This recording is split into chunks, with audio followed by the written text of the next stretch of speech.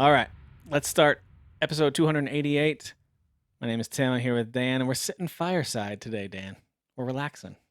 We're relaxing. Hold on, let me put my hands Yeah, by yeah, the yeah. fire here. Yeah, Ooh, warm up. look at that. Warm up.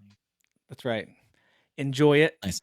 So I brought up the little fire for those of you who are just listening. We've got a little fire video on the side. We've always joked about how these are like fireside chats when it's just two of us, and kind of that's what this is. So I figure why not kick it off with something a little cozy, a little fire for us to Tim, look at. speaking Yeah. of fires and videos, Yeah. that new intro and outro video is pretty fire, right? Pretty fire. Kudos to Dan for getting that done. You can see down in the bottom right-hand corner, also on the thumbnail, if you're listening Oh to yeah, us on and the logo. podcast or on YouTube, you maybe have noticed a little adjustment in the branding and the logo. So Dan, good job on that. I like it. It's a nice pivot.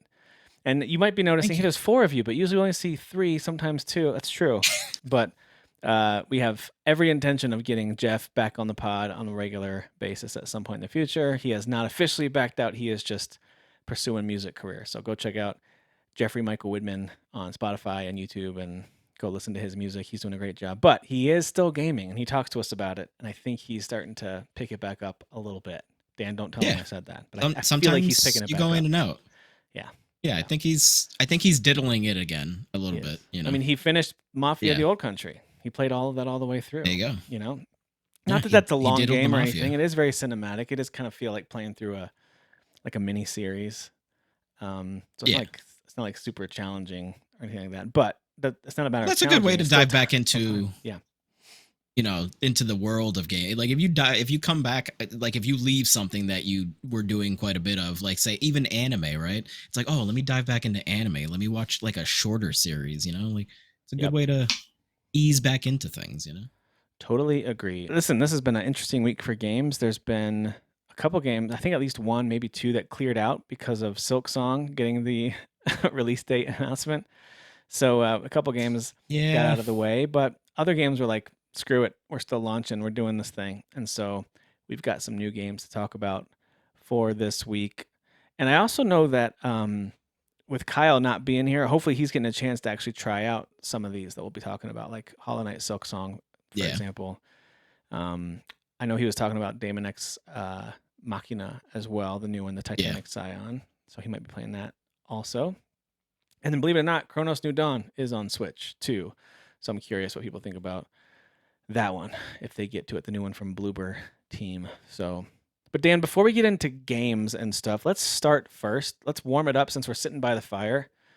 Anything you've been watching, like TV, movie, or even music, like anything non-gaming related that you'd want to shout out to kick off the show, and then we'll get into new stuff. I don't think so. Hold on, let me just pull up my. I've been jotting it down in the notepad here. No, nothing new. I mean, Renee and I are. We started like a month ago rewatching The Simpsons. That's our when we're eating or just sitting on the couch, we're doing The Simpsons. So, up to season like 15, 16 maybe. It's a lot of seasons, Tim, of Simpsons. A lot. It's a so lot many of seasons. Yeah, it's a lot of seasons.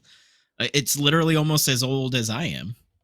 Like, that's how many seasons worth there are. I'm about to be 39, so in like literally 11 days. So it's getting old. Dude, it's coming up.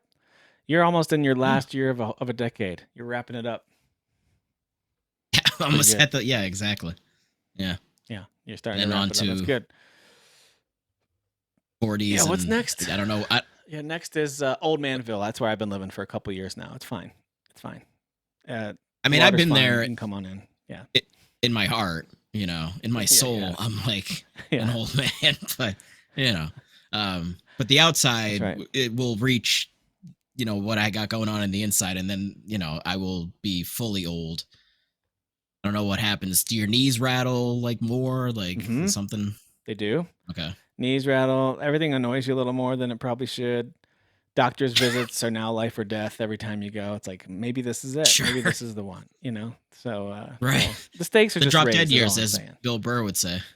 The drop dead years. That's right. That's right. Well, we're not quite there yet, but, you know. You know, it's funny. Part of my age as well, and my wife and I together, one of the things we've discovered that we enjoy watching together is documentaries and those kind of things. Our taste in scripted movies and shows is just not always aligned. Sometimes we like the same, like comedy or like for a Sure. while we both liked Marvel. Both of us kind of fell off of Marvel at different times for different Okay. reasons. Maybe just overexposure. Ultimately, both of us were like, why Mm, did we stop caring about Marvel? Maybe it's just too much after a while. I don't know. But anyway, so not a ton of scripted stuff. We do like to revisit old sitcoms, for sure. Seinfeld yeah. and Friends and The Office and Parks and Rec. But we watched a couple of documentaries this past week. One was called Buy Now. Have you heard of this one? Buy Now: The Shopping Conspiracy. I think it came out at the end of last year. No, But the only one that's like on my mind that I'm aware of is that other one where the mom was apparently like stalking her daughter. all right, I'll talk about that one in a second because we watched that too. Okay, So because we watched that's Buy yeah. Now: The Shopping Conspiracy. Came out last year. Basically, it tells you how it really focuses on Amazon, but it's not just Amazon. It's all of these companies Okay. that are looking for subversive ways to get you to keep buying, and they actually have a GLaDOS like narrator, this AI Okay. robotic female narrator who's kind of like saying what to do to keep the viewer, us watching the documentary, engaged. It's really interesting. Mm, So, but yeah, it's very real the way that they have optimized and optimized and optimized their online stores and how there's just so much excess waste being created. Like mm. 13 million phones being discarded every day. Sounds like a ridiculous number, but that's what Wait, they're what? saying. 13 Huh? million phones are thrown away every day.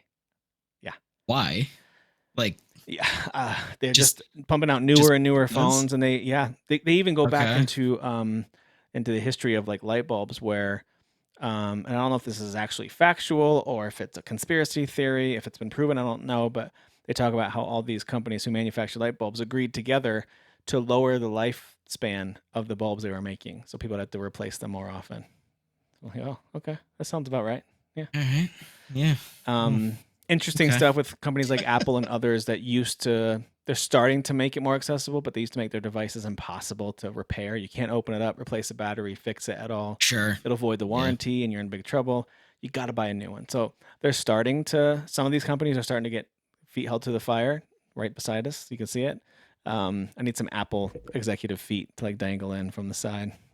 Um, but anyway, but yeah, it's just interesting, and it is very true, and we're guilty of this too. All of us like the convenience of things like Amazon. It's going to arrive in 2 days, and I love that stuff. When you see the landfills and actual video of the garbage being created and how much recycling actually is mostly just going also into a landfill. Most of it, like some of it gets reused, but most of it is just going into landfill. Like all that stuff is very, very eye opening. So anyway, uh, Well, it's and at the frustrating end, because it's like they give a little glimmer of hope at the end of like, here's what to do. But for the most part, we just ended it a feeling little bit. awful about ourselves and the world. Yeah. Well, Yeah, I mean, again, like I know it's effed up because like people legitimately died, and obviously you have your tinfoil hat morons with COVID and everything. hmm But people did legitimately die. But like the world itself and like wildlife and everything got like a reprieve from us, and like things yeah, got better. Like I forget what it was. There was something somewhere where it was like, oh, like things have actually improved quality wise in the yeah. The environment that less it's in humans mess because with it. we're not in it. Yeah, Yeah. yeah, And it's like it's true though. We're kind of yeah. terrible. Like, or there's enough terrible It's funny. I people. mentioned to my Yeah. wife while we were watching. I was like, in post-apocalyptic stories or games like in Horizon Zero Dawn or in uh, Last of Us and games like this, like the world becomes lush and full of wildlife and it's beautiful and everything Mm, regrows and cities get kind of buried and it's always like this paradise as soon as you get humans out of the picture. At least most of them, you know. sure. It's like Bill Burr Yeah. says, about 60 to 70% of you got to go. That's kind of what it comes down to. Just gotta wait for the Most of cruise you ships. most of you got to go. Yeah. So anyway, it was well made. It was a kind of a clever, tongue in cheek, but also eye opening documentary called Buy Now: The Shopping Conspiracy. And then we did watch the catfishing one. It's called Unknown Number: The High School Catfish, and it's a real story. It's not like a true crime murder mystery because no one gets killed, but it is about cyberbullying over the phone and some of the twists that happen. it really is like shocking and then infuriating too by the end, but it's really well made. And It yeah, I liked that one a lot. the little bits that she told me, and like because I was walking by because she's out there Hmm. working and watching it, and I'm like catching little bits. I'm like, I don't even understand. I don't understand what I this still woman's don't. deal After is. I actually sat and She's watched it and sick in paid the attention, head, and I right? finished going like, "What? Why would you do?" So anyway, but without giving anything away, people should watch it because they do a good Yeah. job of like revealing some stuff, and and everyone involved pretty much is interviewed and talks about it openly, and it's pretty crazy. It's pretty crazy. So anyway, with buy now, you're going to stop buying stuff and probably stop recycling. And with unknown number high school catfish, you'll never let your teenager have a phone. Like those are the two things that are going to happen if you watch these things. Yeah, hey, you can have a So phone when you're 18. Same with the car. Car that's and right. phone at 18. Once I'm no longer responsible for you, you can have all the stuff. Sure. Yeah. Yeah. Yeah, exactly. So anyway, but those are the things that we've been watching. Other than football, football season has started up, so we're watching a lot of that. But Dan, I've gotten a chance to play some games, and we'll kick it off with one that I don't think I was planning on playing this right away. I knew the reviews were coming in, averaging around 8 out of 10 across the board, but more importantly, the reviewers that I pay attention to about games like Hell is Us, the action adventure quasi open area RPGs, like I usually listen to certain reviewers to hear what they say about the combat and about the way it feels to move around and explore. And Hmm. some of them were a little more lukewarm on it. And I was like, yeah, maybe I can wait on this. Maybe I can wait. But the more I watched and the more I kept hearing, even from people who were lukewarm on the game, they were like, yeah, but the story and the lore is incredible. That part is great. So that kind of sold me. Mm. And you playing the demo and talking about it last week sold me on it. So I did end up grabbing it on PC. So I've been playing it. I know you have too. So I will Yeah. switch over away from fire here and into To this hell. is the Well, GameSpot different kind of review. fire.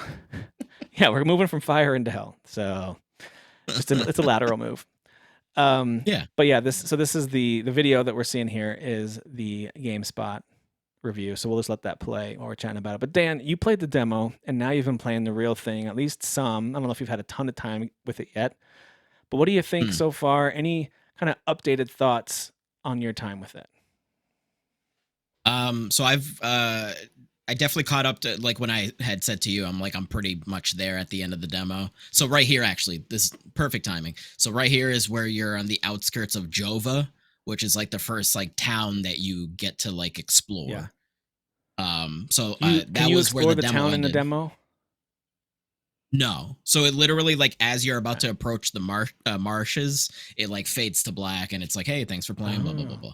Um, got it. Okay. so yeah, I got to that point. I've been in Jova. I it was roaming before I even went into Jova, Tim. I was like, I'm gonna do the thing that I do, which is just I'm gonna go around and every little nook and cranny and Yes, like dude. covering the edges of the map and be like, oh, am Yes. I gonna find something? Because that's just what I do. I Same. just have to do.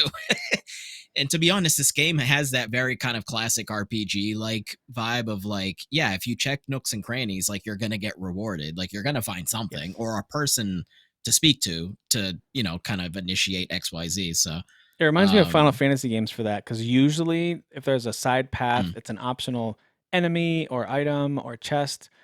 There have been a few times, and that's been slightly annoying to me, that they have a space that you can clearly go and there's nothing back there. It's almost like they just created some open, like whether it's in the town or really out in the world. I've been like, why did I run all the way over here back to this corner and there's nothing over? Like, why would you let me even go over here? Like, there's been once or mm, twice when that's happened, but like you're saying, almost every time there's something, even if it's just a healing item or something, right? You're picking up yeah, some kind of item if you explore for sure. yeah. Um, but yeah, basically, I've explored a lot of the area out the marshes outside of Jova, and then I forget. I think there was a certain person I talked to that kind of initiated like the next thing. So there's an other area that I've explored as well. So two areas total that I've gotten through so far. Okay. But yeah, as far as the demo compared to this, it feels like the same. I don't think there was anything in the demo that they were holding back aside from like certain upgrades. Like you couldn't attach the relics to or I think the Right. relics to the The glyphs. weapons or the glyphs. Yeah, maybe it's the glyphs. I know there's Yeah. relics and glyphs. Yeah, there was just some Hmm. upgrades that you couldn't do. But otherwise, yeah, the demo is pretty much a good representation, I would say, of what you would be experiencing in the game, like the full game. I do love how in both the game, I didn't play the demo, but I assume this happens in the demo too, where at the beginning, like as you saw in that cutscene a bit ago, you encounter this monster, your gun does nothing to it, and then another Yeah. character jumps in and they have these weapons, which you now get to use for the rest of the game, that will actually do damage to these weird hollow enemies. And Hmm. then that cutscene finishes, and all of a sudden you're wearing all their stuff and have their weapon. It's like, I guess he just took it. All right, cool. And then like later he Yeah. actually references. He's like, yeah, I just took their stuff. It's like, all right, cool. He just took it, Yeah. That's exactly what he which did. is totally fair. Yeah, it's totally fair.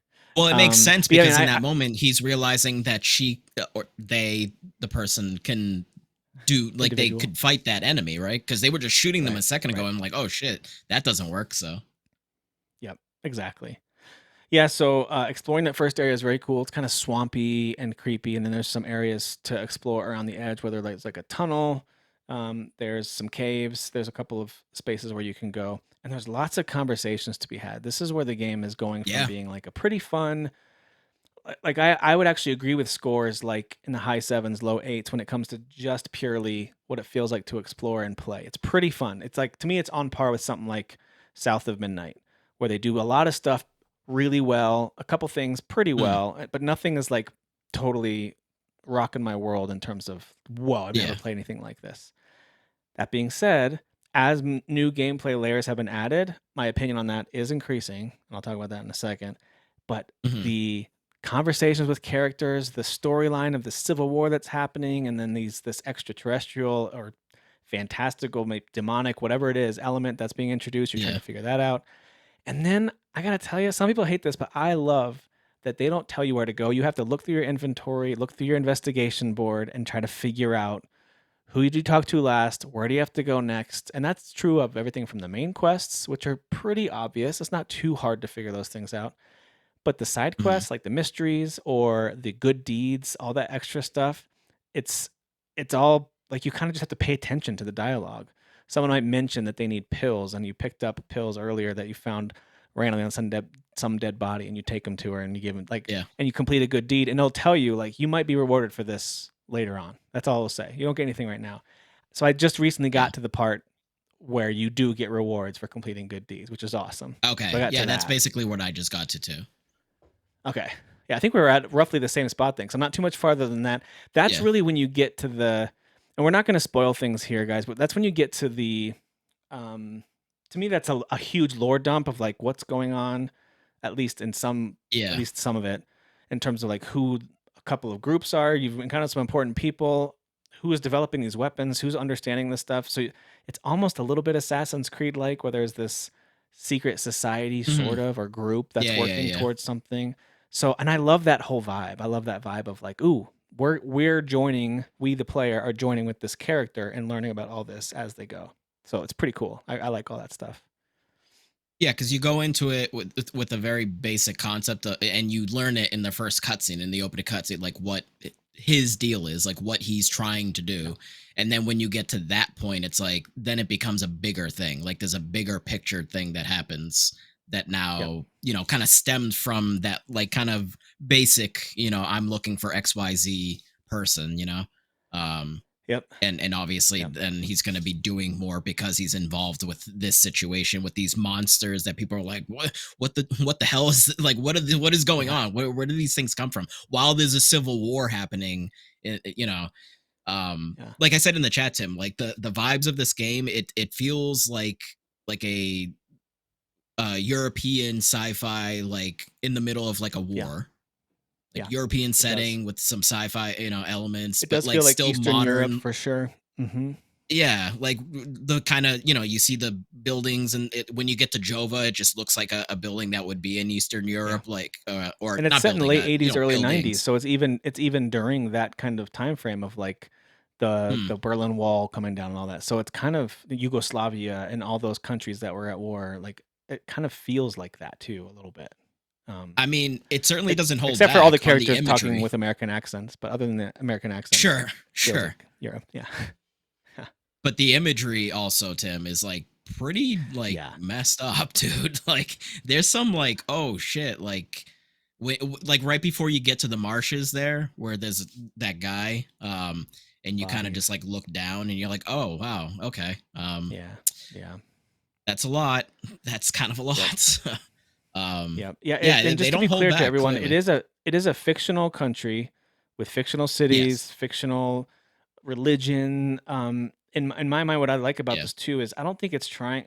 Maybe the writers did have something more real world in mind for each of these, and they're trying to compare them. But for the most part, it feels like there's kind of good and bad on both sides, and it's just really sad and horrible. And you actually get to see you actually see very directly horrible things that both sides in this conflict have done. You kind of hear from both sides how Mm. they think the other one's the villains, and so Yeah, dude.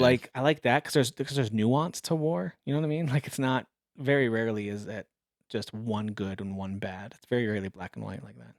Of course. Well, So I do like like we were that. saying earlier, people are terrible. So, People, yeah, um, generally speaking, people are bad. That's true. like for Yeah, example, there's that woman in Jova. I don't know if you found her, Tim, where she's sitting on the chair and she's just yeah, kind of dude. like her hair is all Yeah, disheveled. man. Did Yeah. you see? Did you see? Did you notice in the other room the stuff strewed about? Yes. It's messed up. Okay, because she was saying some things, and I was like, "Is she saying what I think?" And then I went into the other room. I was like, "Oh, Jesus Christ! Holy shit!" Yeah, she's Um, basically being punished yeah, regularly by the soldiers for what she did against them. Yep. Um, yeah. but This that's game's another dark, and dude. every time you talk to somebody, there's a realistic element to it, even though you're fighting these fantastical monsters and these demon beast things. There's some realism to it. And I think that adds to the intrigue of all of it because now I'm really invested. They're Yeah, not trying. There's elements of this I don't understand yet. Who are these creatures? Why do they have these right, weird right. blobs, as you can see here in the video, like inside of them? Why are they? Some of them possessed, some of them aren't. What is that? Is that a sentient thing? Is it just a wild beast that's attacking some people but not everybody? Like so that I don't know. But the war stuff, I feel like we can at least because of the news and our history as human beings, Yeah, we have seen stuff like this and we can relate to it. And there's just something intriguing while also being really dark. We just talked about documentaries that are really fascinating yeah, to us, even though they're very dark.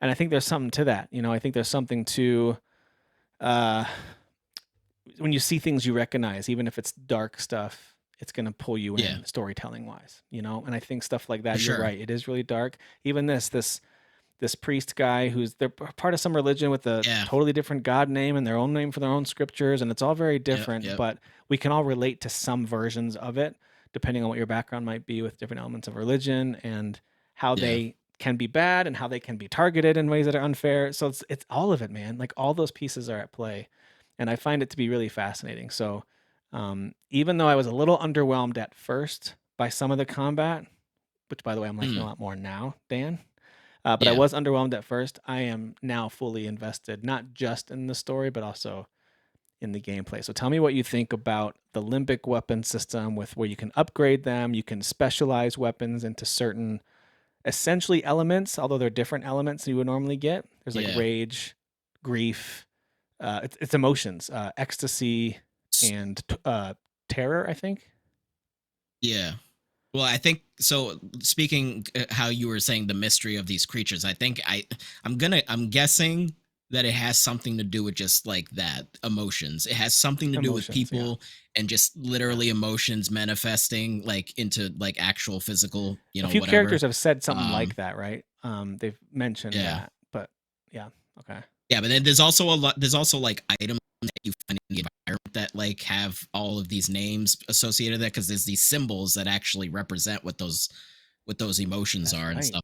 Yeah. Um, but the demo, like, because I remember saying that in the demo, I was like, the only downside for me was like it's kind of easy, which I wasn't like mad about it, but I was like, oh, this just feels like an easy game. And I think once you get to the marshes and like you kind of get overwhelmed by a group of enemies, and Yeah. they all basically look the same more or less. Like they're all the white Yes. blobby with the kind of dark center, but like there's different versions of them. Yeah. So once they start introducing some more like tougher ones, or like the thing that comes off of them that you have to kill first, the like blob thing that's Yeah. zipping around, you have to kill that Mhm. first, and then attack the white blobby guy. Um, Yeah, like the once they husks or started whatever adding those those things are. layers, yeah, like this guy, for example, he's got like these wings, which is kind of creepy. Yeah. So they start introducing harder guys and like larger groups, and you start getting different weapons because in the demo you Yep. only got two weapons, and then Okay. once you are playing the full game, they introduce some more weapons. So you're like, all right, well, let me Yep. test these out and kind of do the special abilities that you can attach to those. Yeah. Um, And you can Also, upgrade they look them different. with a specialization in one of the emotions, and then you attach glyphs Yes. that connect to those Yeah. specializations. Now you got yourself maybe a pair of axes that can do like some grapple hook type moves. Maybe you got a great sword that can act like does a fear attack on all the enemies, makes Hey, them look at kind of that. lock in place, so you I can didn't start even know like it does there's that. lot. He's like shooting. Yeah, the throwing. Yeah, yeah. So Yeah. there's some ranged attacks you can do with some of these glyphs too. So like the combat to me has really grown on me as they've introduced some of those systems, and some of the drone attacks add some layers to it as well. Yeah. Yeah, because in like the demo is really helpful because again there wasn't a lot to play with ability wise, but the drone basically. So when the blobby thing would come off of the white enemy, um, Uh-huh. you'd basically stun him. You'd stun the white blobby Yep. guy, and then you'd go in and attack the thing zipping around. This kind of thing right here is one of them. Yep. Which I was like, that's very basic, but it's cool because it's like you're sending it off, and it's only going to last a certain amount of time, but you have to like Right. then kind of be you know on your game and kill that thing so you can get to him. But and I also like that the Yep. weapons look different depending on what like emotion you're Yeah. attaching to it. The So designs are I think so that's cool too. cool. Yeah. Yeah, yeah, yeah. It seems And you like can there's not going to upgrade be a them like ton of any. weapons. I think there's like a handful of weapon types. I don't know how many total, but then each of them Yeah. can then be sort of specialized or upgraded into one of the emotion Hmm. kind of buckets, and their designs look Yeah. completely different. Like I did rage Yep. axes, so I got these red axes, and I did an ecstasy sword, and that now has this cool like angelic look to it. So each of them is very different looking, which is really cool. Yeah. And it has its own lore too, because like I said in the beginning, like he was shooting him with a gun, didn't do anything, and it's what is it, limbic weapons? Yeah, Um, the Olympic weapons. Yep.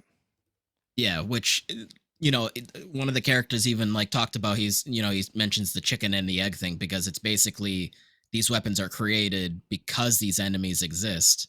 So it's like kind of does that comparison of chicken and the egg. It's like, well, what came first? The paradox of like Hmm. where the weapons even come from because Yeah, how were do you the make the enemies not weapons if there? you need the enemies to make those weapons, but you can't Yeah, get that stuff unless you defeat them with kill them these unless weapons? you have right. Yeah, Yeah, I kind of like. exactly. I'm with Yeah, you. I liked that kind of.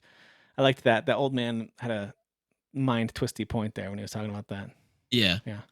But yeah, Do that's you what's find so yourself interesting doing about all this the game. dialogue options? Like a lot of times in games, Oh I yeah, might be kind of interested, but I don't like. There's a lot of dialogue options, but I'm doing all of them, and like I might not listen to all the voice acting, which is pretty solid throughout.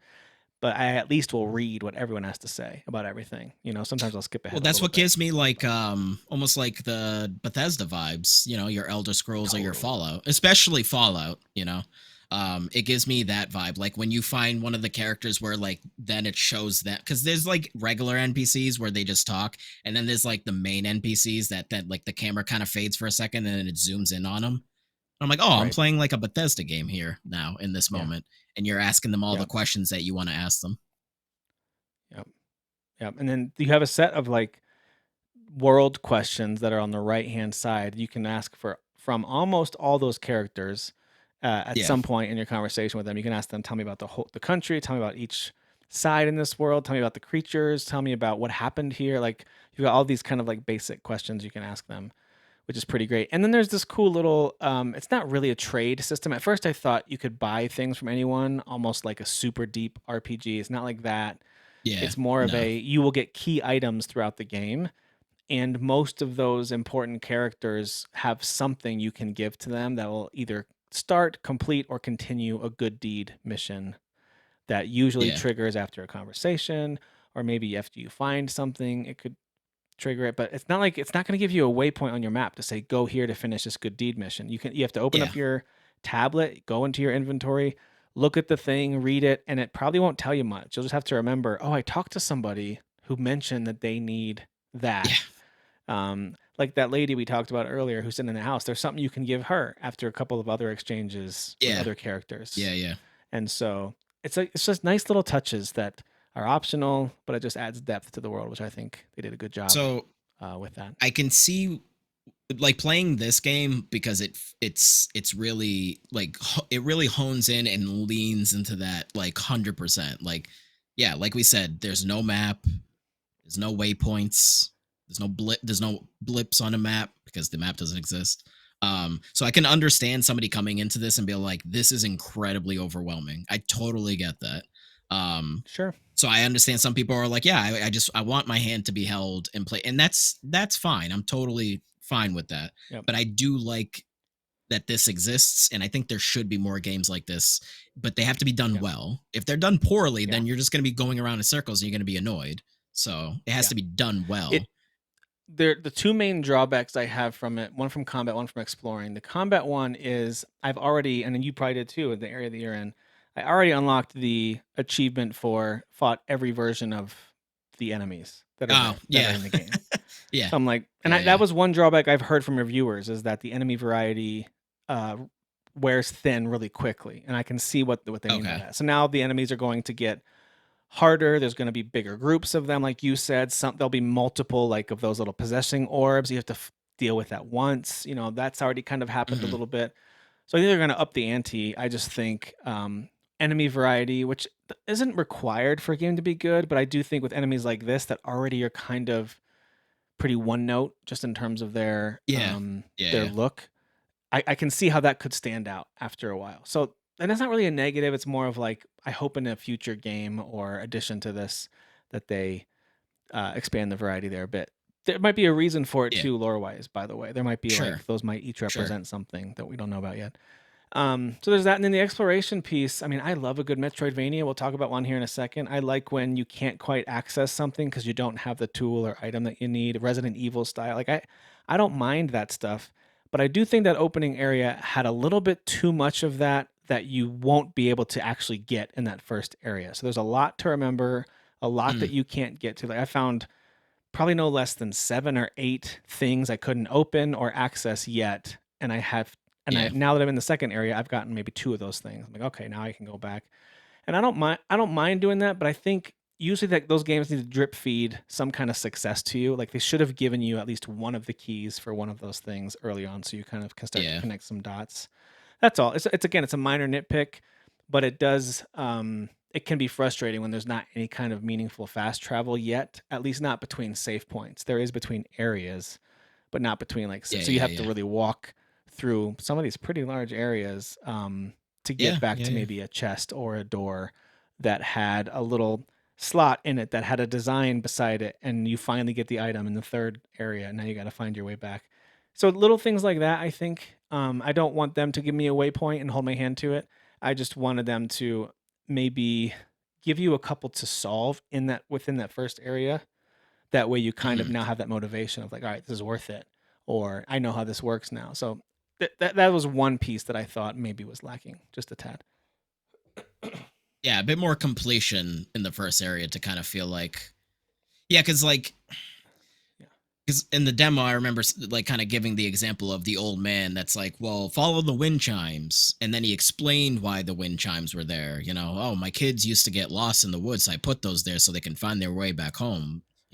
hmm And like it's very simple. It's a very good, like good simple like beginning in the very beginning of the game to be like, oh, so this is how they're gonna approach like how to yep, guide you places and find things. So I think maybe like a little bit more simplistic stuff in that first, Jova and the marshlands. Yeah, they yep, they could have given us a couple more like, oh, like I found this thing, and then like you actually then like complete that side quest or right, whatever, right. and gotten some kind of But reward. You know. that being said, if you are persistent and patient, now like Dan's mentioning, kind of the third main area, it's technically the second big area, right? The second like Yeah, yeah, huge yeah. area to explore technically. Anyway, when you're in that third area that we're both in, where you get this whole lore dump and a bunch of stuff happens, and then you do start to get some things that you can take back. And I have done that back to the first area, whether it's to complete a good deed with another character, or I got the right key, like I guess item to open up something. So I'm gonna go back and do that. So if you're like Mhm. you'll get all the things, like, all of it's there, you just have to be patient and just know that most of the stuff that's currently locked, at some point, you'll find the path to the other side to unlock the door that's locked on the other side, or you'll find the item, or it's usually some kind of weird looking token, very Resident Evil like. It's some kind of like badge or something, some kind of it's not even like a regular key all the time. Usually, a lot of times it's like a weird symbol thing that you're carrying around. Sometimes it's a key, Yeah. but yeah, you'll be able to unlock the stuff. So if you're a completionist, it will give you those things. Sometimes it holds your hand less than others, but it's not so complex that you have to start taking notes outside of the game. In my opinion, I think it's all pretty self-explanatory if you take the time to like look at it and explore. So, Yeah. yeah, I think but it's that's why, like I was saying, I think it's because we've been trained, Tim, by these Ubisoft games, with all their towers and yeah, everything.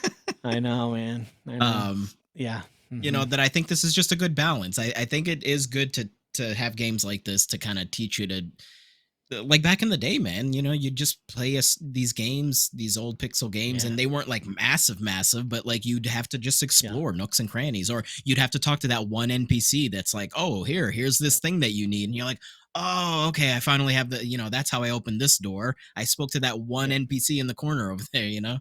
Um, Well, so when it's a it all very comes like down to it, old, if you learn the map, once you see the map, it's not that big. These areas aren't so big yeah, that you're gonna be like, I'm like you can pretty fully complete this game in the 40 to 50 hour range. You can complete just the main storyline, and I think in the high 20s, low 30s range for a lot of people, maybe even okay, less.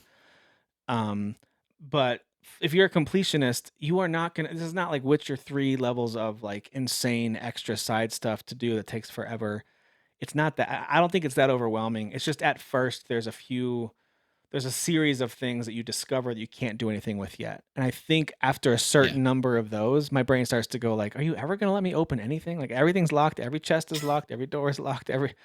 So, I think if they had done one or two of those, it could have been a nice way to give you that little dopamine hit of success. You're like, yeah. "Yeah, yeah, I figured that out." I will say this though, Dan, unlocking that room in the bottom of that one house, figuring out that puzzle without looking it up, I Oh, felt pretty good about that yeah, with the yeah. using the Well, items that they give you.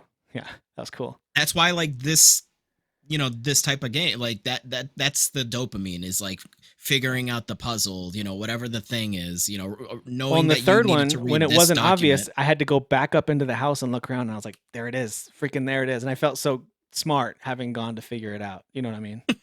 Um, Wicked smart. Wicked smart, dude. Or I even am that really that really digging this game. I would say, even the where the old man that you, like the area that we're in, like that Oh yeah, cave area. um that there puzzle. was four Yeah, things you needed to do, and I was like, yeah, okay, I mean, I get like that I need to put these on the wall, but there's a lot of them. And then I went into, like, let me check my documents or whatever, and I found the one. I was like, oh yeah, okay, I picked this up, and then and the reread computer it again, helped because too, right? obviously, yeah, yeah, yeah, yeah, Mm-hmm. yeah. Just all that, it's all there. It's all there. You just have to like sit there and Yep. look it The one over, I and couldn't pay get on that one attention, was and the year, but then I realized there was a plaque on the wall in the first area you walk in that tells you right there. I was like, "Oh shoot, it's right there." Okay, got oh, it. does it? Good. Okay, I just troubleshooted it. I did one and then the other. So, Yeah, yeah, yeah, yeah. They do a really good. The one thing that's really funny about this is this main character, and we talked about it last time. We don't have to dig into it, but yeah, his hair is ridiculous. It looks like a character that Jeff would dude. create in a create a character. You know what I mean? Like. I mean, it's just like a mop. He's a mop head. Like, what is the deal? It doesn't make any Which is sense. fine, but it's a little hard. It's a very serious game. You've got a really interesting kind of like interrogation scene that's sort of the backdrop of what's happening in the main game. Hmm. But then when you see him, just his Will Ferrell afro, it's like, what are we doing with this? And like the But guy that's that's okay. interrogating him's like interesting looking, and it's like, what's the deal But with to me, like what, that's like, creepy and like I'm intrigued. But that almost reminds me of like a Sin City character or something, where it's like, what is yeah, this guy's yeah, deal? yeah, You yeah, know? yeah. So yeah, that's intriguing. But yeah, the main character having the looks like a middle schooler. I don't know. I feel like he should have cut his hair, or I don't know, something's a little It just off. it But looks that's okay. silly. It That's all looks right. very silly. Yeah. It does look a little silly. Thankfully, you can have a hat and a hood pretty much the whole time if you want. Um, And you do unlock the ability to like put the hood up or take it off, whichever Watchdogs look you want to have as you as you go through Hood this up, game. hood up, Gotta have a hood up. Gotta have the hood up. Yeah, yeah. hood up. So Absolutely. I'm digging this one, man. This one is the reason I brought up something like South of Midnight is because it's got uh, at least adequate combat at the beginning that really grows on me and adds layers over time that makes me go, ooh, I think I really like the combat and exploration.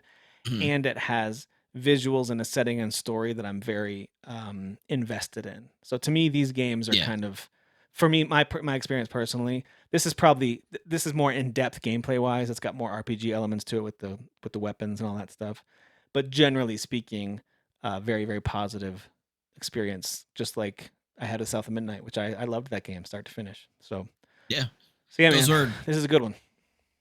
those are both games that I know, and I haven't played South of Midnight yet, and I absolutely want to because that game and Hell is Us. When I saw the first trailer, I was like, I'm in. Like I'm Yeah, immediately in.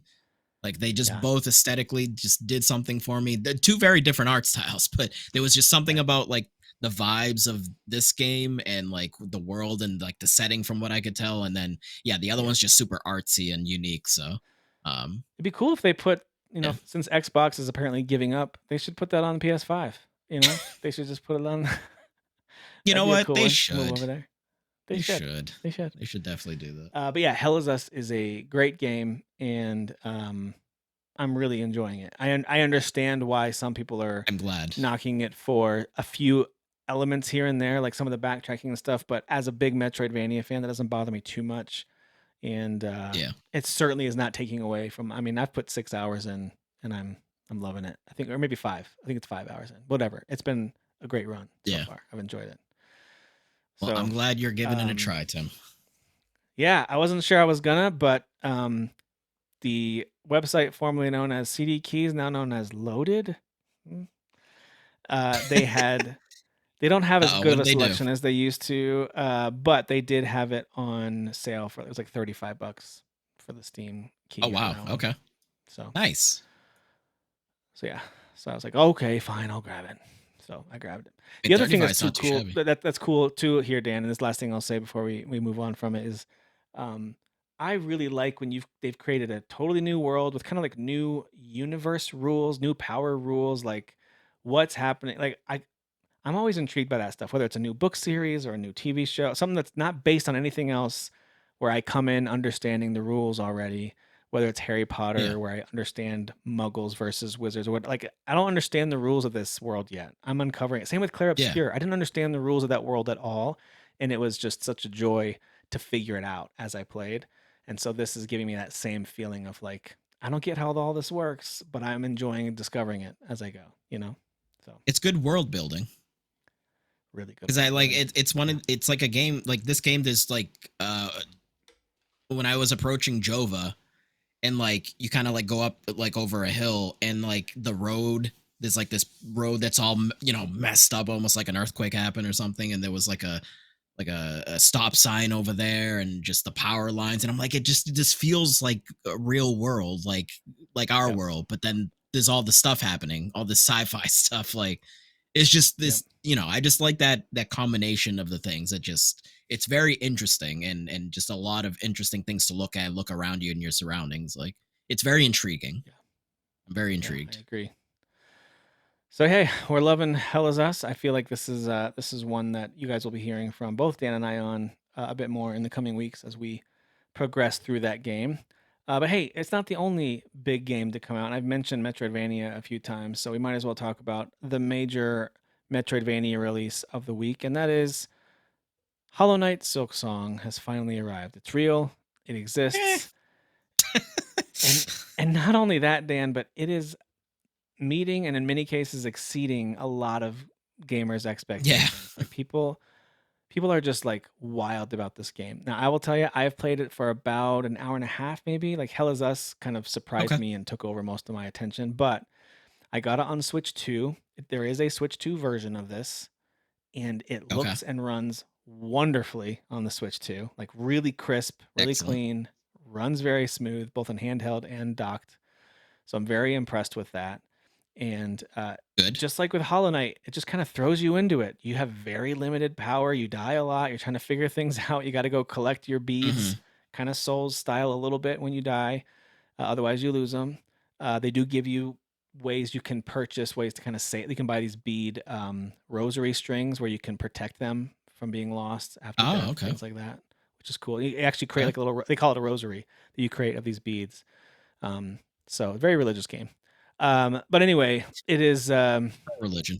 as you can see here, this is like one of the first kind of boss encounters. It took me a number of tries as I was figuring things out. But just like the first game, it doesn't really hold your hand a lot. It just kind of throws you into it, and you learn as you go, Hmm. and you will die. It is not super easy. Ah, Um, she does a like Princess the Peach Princess Super Mario Peach Brothers float, 2. Yeah, I love that. That's yeah, awesome. yeah. So the voice acting is so funny because they're not speaking a knowable language. It's like this fake, Hmm. almost the Sims like language, but it's all voice Simlish. acted, and there's a lot. Yeah, Simlish, exactly. But there's a lot of personality in the voices, and they're singing a lot of the Hmm. times. There's really funny characters that make these funny noises and say these silly words, and it's just like it's all very So endearing, the but charm is still also there from the first one. the charm is definitely like the charm is, I think, increased. Like I'm much Mm. more intrigued by this Hornet character. She's more vocal, both with other characters, but also while you're exploring, compared to the original. I forget the original character's name. What was his name? Do you remember? I don't This is actually Hornet. remember. That was something else. But He anyway, was the all Hollow that to Knight, say, right? if if Maybe. I if don't know. if you like the first Hollow Knight, if you like that game, this is a no-brainer. If you never played it, I don't think these games are so story heavy that you couldn't jump in and just play it and kind of figure it out and go. Mm. But if you really do want to know like the story and the lore and see how we get to where we are here, you could absolutely wait for someone to do like more of a full review. There's not many reviews out yet because the review codes were not sent out early. Or you could watch some summary videos of the first game. But again, they're more about gameplay. Like there's not really a lot of cutscenes or here's what's happening. Yeah. You just kind of explore and go and Well, like a figure Souls things game, out as you go. you know? Like Much like a Souls not game. You unlike a can Souls game. explore it if you want Yeah, and try to absorb the story and listen to conversations of NPCs and be like, "Oh, okay, I can see how these two things are connected," but like you're there, you're like playing a game. It's right. mainly that's what it is. That's exactly it. Yep. Yep. So, but it's very satisfying. It feels very smooth, and as you can see too, like the visuals continue just to be really impressive. They have some really cool Mm. splashes of color. Again, the first game had some of that too, but this just ups the ante. I think it looks even better. The designs have a great combination of somehow a little creepy while being endearing. Like Cute. somehow cartoony, but at times a little nightmarish. You know what I mean? Yeah. Like that little So guy's cute, but he also has giant scissors and he's trying to cut your head giant off, scissors, which is so creepy, right? Uh, Yeah. exactly. Yeah. But yeah, I'm totally digging it. I do need to play it some more. And as far as like things like the map and all that, waypoints, again, think like old school Metroid where you might unlock some stuff as you go, but for the most part, you got to remember, and you can easily get lost. And when you die, you go back to the last bench you sat on. So if you didn't go to a Mm. save point close by, you're gonna have to retrace your steps quite a bit. The first Hollow Knight had that too, a lot of retracing your steps, and that's what kind of wore me out on the first game. But some people love that, and it doesn't bother them. That cocoon right there that you hit, that's when you die. That cocoon is wherever you died, and you can go get your items back Okay. by destroying it when you get back to it. So, so yeah, man. Overall, really, really good game. Can't recommend it enough if you are, especially a fan of the first one. But if you like Metroidvania games, even if you like Souls games, if you play stuff like Blasphemous, and you like that kind of side-scrolling action where at first everything's gonna kill you, and you have to really get good, but Yeah. also like level things up. You have to upgrade and get new abilities. Then yeah, then absolutely give this one a As look. far as So the again, release itself, they did it the right way. They were like, "Oh, hey, here's like the info dump, and like we'll see you in a couple weeks." It's like, "Oh, okay, yeah, well, because it's fair to say they announced this game way too early. So hmm. either things happened internally and they had to reconfigure what this was going to be. I know Well, originally this was going to be I think it was supposed to DLC, be right? DLC." Yeah, yeah, yeah, Yeah, yeah. yeah. So But that even when we found out it I was going to think be a that full kind of game, excuses a little bit. it does. That does help for sure. But I do think even after they said it was going to be a full game, it still took many years. I mean, I think it's been 9 years maybe since. Was it nine? No, I think maybe it's it's not 6 or nine. Maybe it's like 7. six. Okay. Still, it's a long time for a smaller studios game, but this is not a small game. There's a huge map. Yeah. There haven't been enough reviews out yet. Reviews are still being created because it's just too big of a game for people to put out reviews on. Yeah, that first one And was too, so so, you know. the first one's a big game. So all that to say, I think it is living up to expectations at the very least, and I think in most cases exceeding them for people. So really excited about that. I'm glad to see it's doing well. It is on Game Pass, but it's also only $20, Dan. So I know. only $20. Well, Tim, that's obviously bad for other indies. It's terrible. How dare they? How I'm curious what you dare think. I'm curious what they? you think about that. So that was the story that came out this week about some other indie devs being, I don't know if the word was upset or annoyed, or maybe it's just one that spoke out. I don't know, but there was some Mm. feelings about the pricing of this game. What do you think about that? If let's say that you're an indie dev and um and you're going to launch your game in a few months, and now one of the most highly anticipated games that's maybe even in a similar genre as yours, it's launching for 20, and you're like, dude, if we launch for 20, we have to sell way more copies than we anticipate to to make money.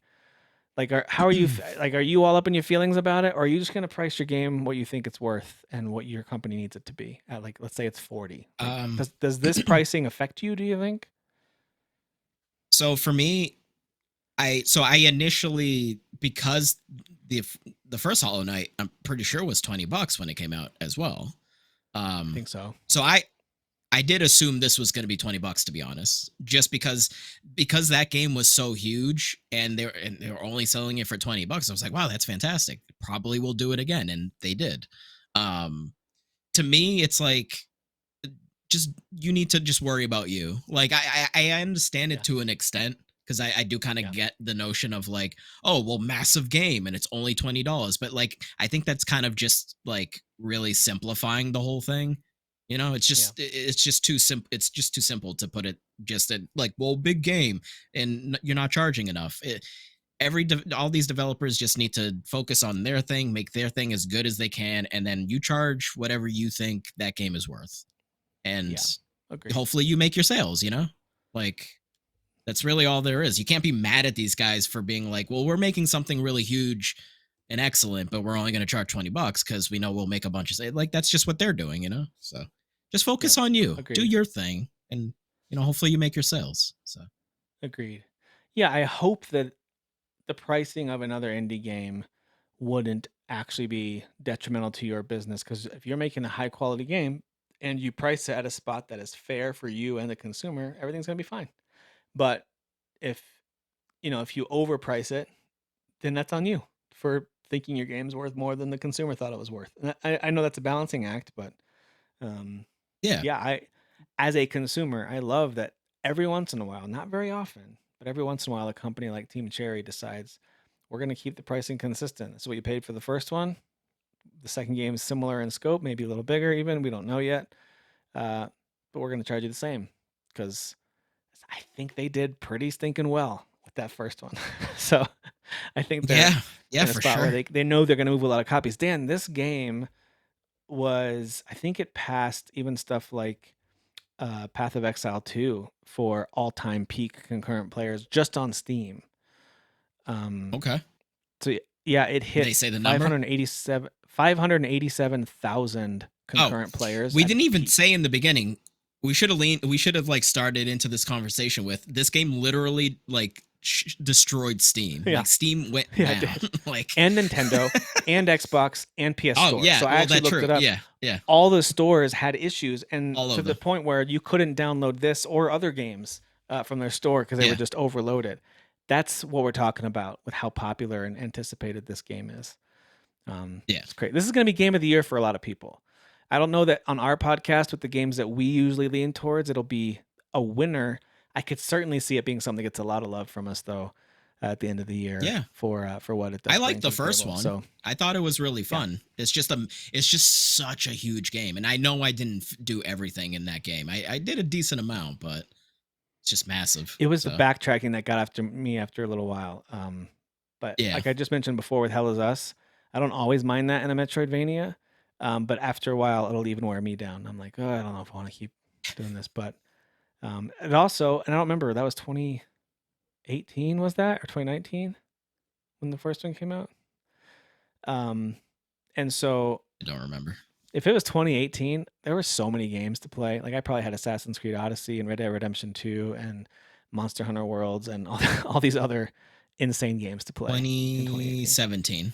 Yeah, Was it 2017. 2017? Okay, also similar Yeah. problems with all the Nintendo Switch stuff that was out and Horizon. Yeah. So Yeah. so anyway, dude, it's living up to and exceeding expectations in a lot of ways already. And I can at least from my opinion confirm that with my hour and a half, almost 2 hours that I've put into it. But yeah, man, it right now, as we're recording this on a Saturday night, it is sitting at 420,000 concurrent players, which is more than PUBG, more than Helldivers 2, more than Marvel Rivals, Delta Force, Rust, No Man's Sky. All of them are behind it.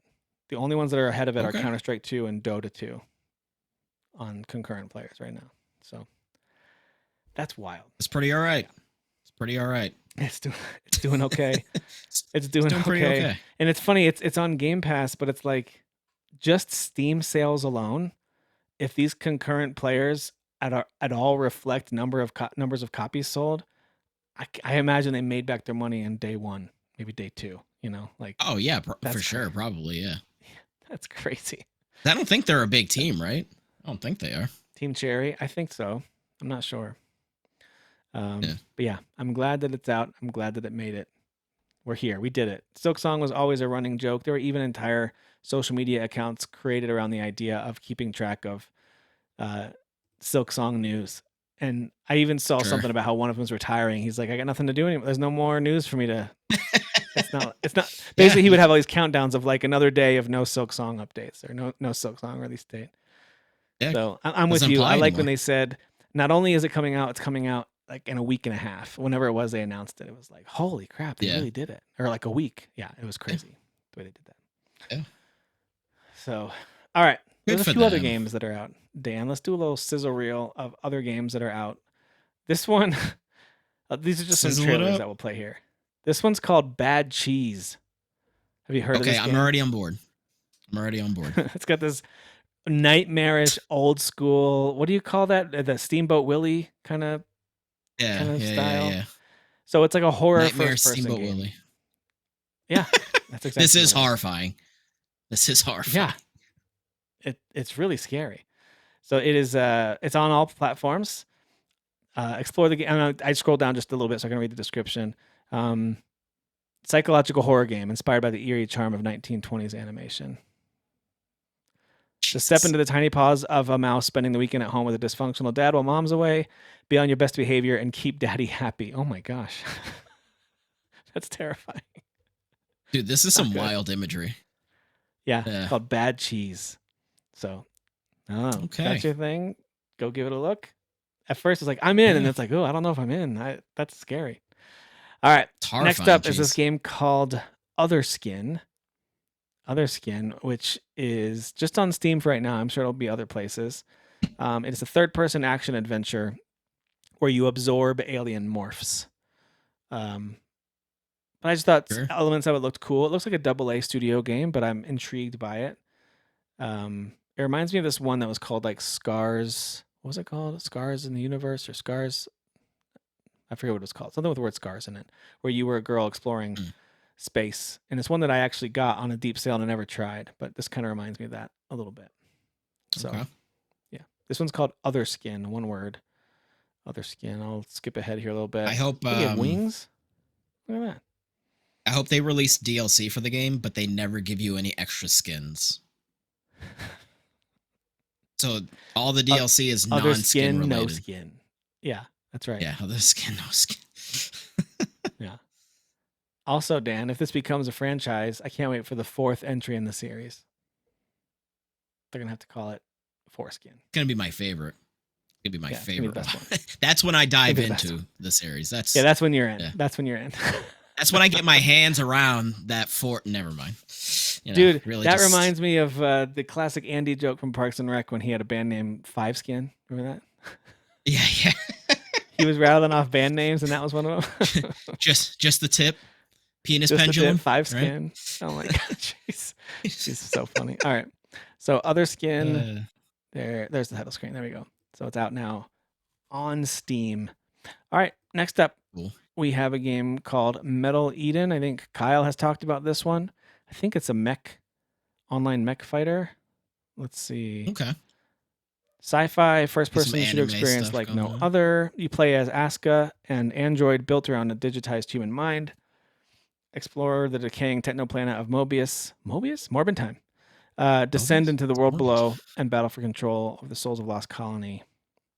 So you have this sentient spacecraft Nexus by your side. Upgrade your body, face a relentless roster of enemies. So maybe it's not. I thought it was mech combat. Maybe I'm wrong. I was curious Let me see what if I can get the it actual actually like gameplay. gameplay wise looks like. Seems like I'm gonna it's just skip through cutscene some of stuff. this. Yeah, some of the cutscenes. I think it's all just Oh, wall as running. I'm Okay. just scanning through. It looks like mostly cutscenes. If I can find some gameplay, we'll circle back and show some It's a gameplay. But it's a it's on cool little PS5 CG and trailer PC. there. Yeah, yeah, the CD looks cool. Yeah, it's called Metal Eden. That's out now. All right, let's keep going. This one I've been intrigued by, but the reviews have been a little Hmm. less than stellar, so I'm waiting on it a bit. But it does Ah. look really awesome visually. Called Hirogami, and it's this Mhm. origami platformer adventure game. So still looks incredible. The animation looks great, but Yeah. when a platformer gets poor reviews, it really makes me hesitate because it's already not my totally favorite genre. I like it sometimes, like it really works sometimes, Mhm. but if the reviews come back and they're mediocre, I'm like, do I want to be frustrated and annoyed even if it looks pretty? Probably not at full price, at least, you know? That is a bummer So, though, because I would imagine a game that looks like this was not easy to make. So mm-hmm, you know, mm-hmm, it just kind of sucks. I agree. Because this is cool. Yeah, Like there should be more stuff like this. I agree. Yeah, there's some stuff about it that is really intriguing to me still, but um, yeah, so it's out on PC and PS5. I think it's just those two for right now. All right, and then there's another Metroidvania out this week, the one that you haven't probably paid attention to, called The Adventure of Samsara. It's got this pixelated art style Yeah. to it. You got this cool knight armor, but I like the vibe of this one. If you're looking for something a little different, I know Hollow Knight is very sharp, very like Ori style visuals with lighting and all that. This is much more of a throwback, although it does have modern Yeah. sensibilities in terms of gameplay and animation and things like that. So yeah, but this one looks pretty cool. Adventure of Samsara. Let me see how they describe it. Rise up as a solar champion, go on an unforgettable adventure, fight against the challenging bosses, and grow stronger to defend the Orphix, whatever that is. Do we There you know go. if this is like a roguelite or anything? I don't think so. Let me look. Let me Okay. look on Steam real Just quick. like a Metroidvania, probably. I think so. I don't think it, but let me. It'll say right away if it is. Oops. It's on Switch also, and Xbox as well. So this seems to be on everything. Yeah, it is on everything, which is always nice. Oh, come on.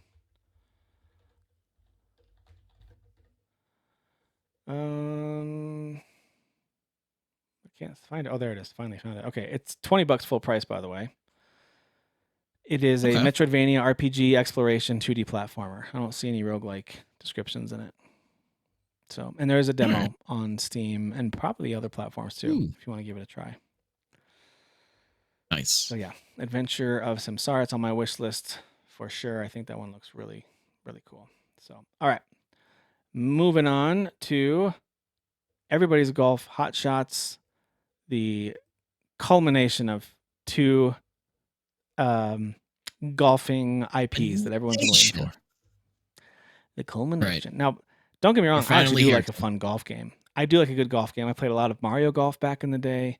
I still think Golf Mm, Story is one of the like indie darlings of the original Switch that everyone should play. Sports Story was a different experience, not as good, not nearly as good. But Golf Story was awesome, mm. and the golf play was actually really fun too. So I do like a fun golf game. Some of this party elements, kind of implementing some Top Golf stuff is really fun too. 'Cause Top Golf is pretty fun. But anyway, this is out now. I think it's on everything. Yeah, I remember these used to No, come out like Switch, kind of PS5, and often Steam. on. Oh, it's Yeah. on Switch because this was isn't it a Sony series? Hot Shots Um, Golf. it is, yeah.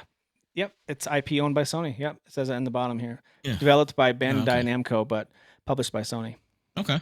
So, yep, and they put on this. And by the way, I do think this is the kind of game that is smart to put on the Switch because it's got a family friendliness and Yeah. party game vibe to it. So putting it on Yeah. one of those family friendly systems that is selling like hotcakes right now, not a bad idea if you want to move more copies of the game. So Wicked smart. wicked smart. All right, so everybody's golf hot shots out now. Check this one out, Dan. It's called Tokyo Underground Killer. Have you Look heard of how this fast one? it's going. No, but it's cool. I'm already intrigued. Yeah, I thought you would be. Now, it a red flag is that it is cheap. It's full price $10, and right now you can get it for 9 on Steam. So that's Okay. usually a red flag of like, why is it so cheap? What is it? Why is it so cheap? Could be short. But Could be short. it could be just that it's short. So they describe it's described as an action shooter 3D rhythm cyberpunk game. So you dive into the neon drenched Okay. underground of Tokyo as Kobayashi, deadly assassin who harnesses the power of blood energy. Use your sword, mystical abilities, and powerful weapons to assassinate highly dangerous maniacs and stop the invasion of the brutal flatliners terrorizing Tokyo. So it looks wild. It looks super crazy. It looks like a combination of stuff that we've seen Yeah. before, like Mullet Mad Jack and even that Ghost Runner game a little bit with the sword. I don't know. It Yeah. Yeah. looks like a Yeah. combination of some things. But Tokyo Underground Killer is what it's called, just on Steam for right now. Yeah. So, I mean, if this comes to PS5, I mean, only $10. I would give this a try. yeah, I'm 10 intrigued. bucks for sure. For Looks sure, interesting. worth a look. And there is a demo on Steam if you guys want to try it out on your PC to figure out if it's something that you want to purchase. All right. Moving right along here. We mentioned this one earlier, Daemon X Machina Titanic Scion. Mm. It's not getting the best of reviews, but I think, Oh. and by the best, I mean like I think it's averaging right around 7 out of 10 on average. Okay. So there's some that are giving it lower, and there's some that are giving it like 8s, high 8s even. So it really just depends. I think it's a niche game. It's not going to work for everybody. But as you can see here, it's got very distinct style to it, just like the first game did. And so I think there's going to be a plenty of people who love this game, love this type of game, and are all in on it. So if this appeals to you, this kind of fantastical mech riding anime epic game, then go give it a look. I think Dude, it's he's on got a everything horse. as well. Dude, that guy's in a mech on a horse, Tim. Yeah, you gotta look at that. Like, Let's look at that one more time. That's worth seeing that's again. insane. Look at that. What? That's what absurd. Yeah, That's so yeah, anime. that's crazy. It's very So anime. anime. Yeah. So yeah, this is out now. It's on all platforms. I have heard that it actually runs and looks pretty impressive on the more modern consoles. So Okay. if you've got multiple options, I would recommend PC or PS5 or Xbox Series X for this one. But it is available on Switch too, as well, if you'd like to play it on the go on your Nintendo. So there you go. Daemon X Machina Titanic Looks cool. Scion is I out like the now. imagery. I got 2 more. One is from Team Bloober. This is Kronos: The New Dawn. Bloober. So I love the look of this main character's suit, by the way. It reminds me of so Yeah. many cool.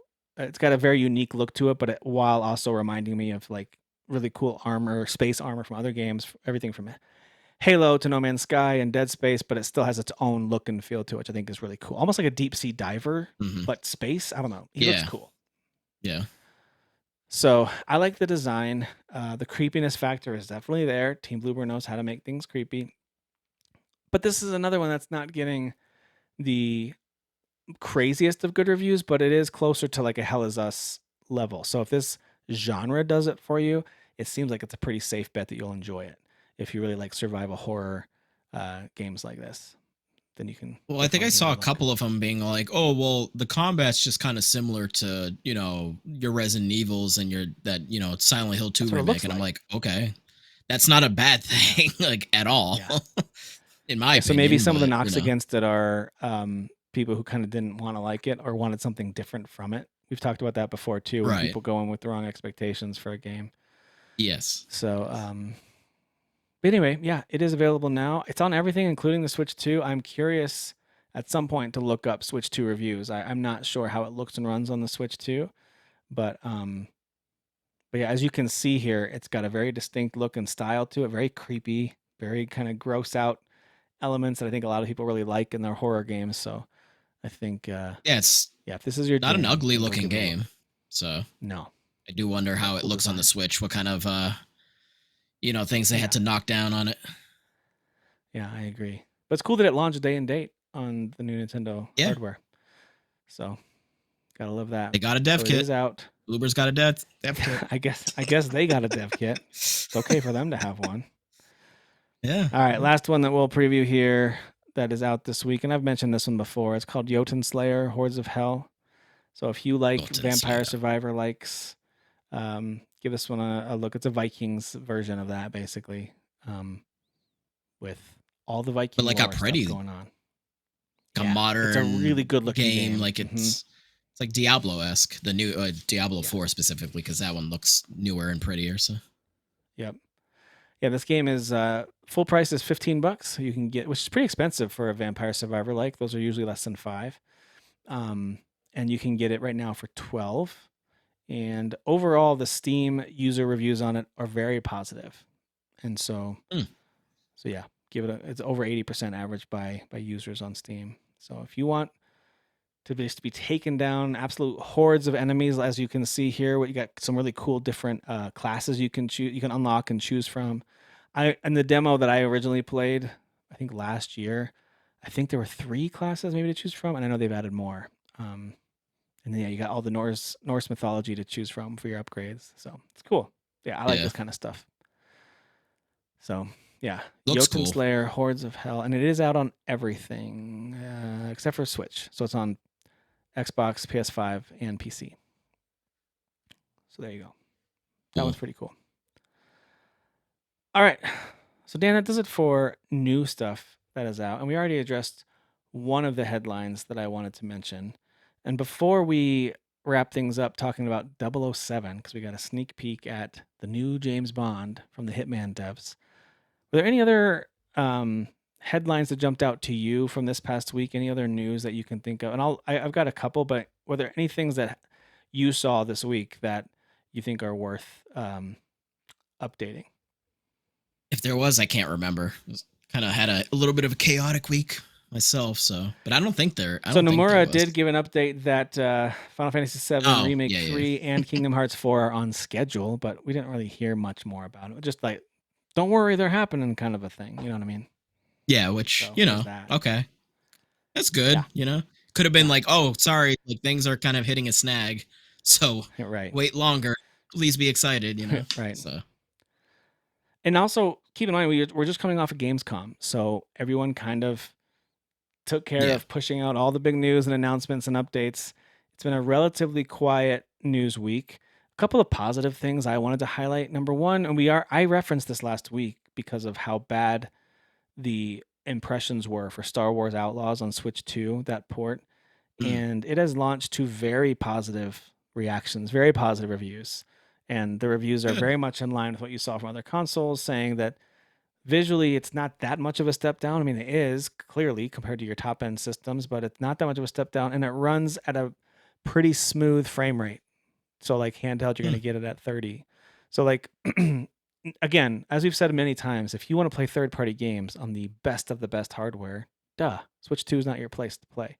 But it's cool that you have an option to play Star Wars Outlaws, which is a very fun game that people too easily dismissed. I want to back up Kyle on this one. It actually really is a fun game that people kind of overlooked. It's a very creative take on the Star Wars universe from Ubisoft. Um, but yeah, the fact that it runs smoothly and is a fun experience on Switch 2, I think is great news. So I think if that's the place yeah, where you are going to play it and you want to play it on the go, you can get it with some confidence. And also it's Ubisoft, so that game will go on sale probably by this holiday. You can probably, I'm going to guess, get yeah. that for a really cheap price on the Switch 2. For So for all the punches that Ubisoft takes to the chin, they do at least dedicate the extra time to be like, all right, let's iron out some kinks on these games. right. Let's work on it. Let's massage it a bit. I mean, Yep, ideally they should come out perfect out the gate, but that doesn't happen all the time. So, agreed. Agreed. but Yeah, one of the weird things is that Sega didn't put out a Switch 2 unique version of Shinobi Art of Vengeance. We mentioned this last week too. Mm, But they are listening to fan feedback, and this is something that I mentioned too. The Switch version just does have a kind of a grainier, less clear version than its PC and PS5, Xbox counterparts. It's a really crisp, beautiful game. I'm playing a lot more Shinobi right now, and I love that game. It's so pretty on the PC. And the Switch demo just was underwhelming. They're saying that they understand it and they're actually going to patch it to improve resolution. And I hope that means on the mm, Switch too, it's going to look and play much smoother. Because I mean, I'm playing Silksong and I'm like, this looks incredible on the Switch 2. I know yeah, Shinobi can yeah. look better on the Switch 2. Although that is a So bummer yeah, because like, is that game on a cart? Like, is there physical carts or was it all for only digital? Shinobi, Because like, if you basically what I'm saying is like, if you had say the cart but you just couldn't update it for some reason, then it's like, oh, so yeah, you just get the I know what you're muddied saying. version. So it But is just the Switch 1 version. There's not a Switch 2 version. Uh, right, right, I right. don't know if there's a physical version or not. I was I just feel gonna like there Google probably see. isn't, but Doesn't tell me. Um, but they are going to add a patch that will improve the resolution on the Switch, which I would imagine means you're going to get just as because it's very smooth on the Switch 2. It just doesn't look super clear. It runs smoothly. It just doesn't look. So I think on the Switch 2 we're going to yeah, get super smooth and super clear. I don't know. I think you're out of luck if you happen to have if a physical version exists. If you can't update it for some reason, yeah, I think you're just out of luck. That's my guess. I mean, I guess that's true of every game that comes out. If you can't get online and update it, too bad if you got the first version of it, yeah. too bad for you. Um, all right, let's see if there's anything else.